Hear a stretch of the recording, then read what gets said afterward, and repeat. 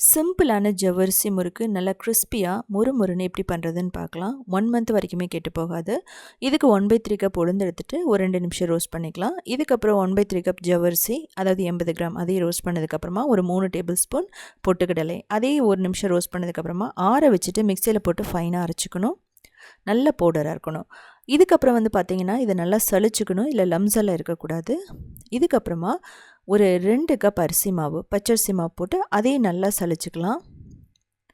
இதுக்கப்புறம் பெருங்காயம், ஓமம் இல்லை ஜீரகம், எள்ளு, மிளகுத்தூள் இல்லை மிளகாய்த்தூள், உப்பு, பட்டர், அதுக்கப்புறம் நல்லா சுடு தண்ணி ஹாட் வாட்டர் ஊற்றிட்டு சாஃப்டான டோ மாதிரி கொண்டு வந்துக்கலாம். முறுக்குக்குள்ளே எடுத்துகிட்டு இந்த மாவை போட்டுட்டு நம்ம ஷேப் பண்ணிக்கலாம், சின்ன சின்ன மினி முறுக்கா.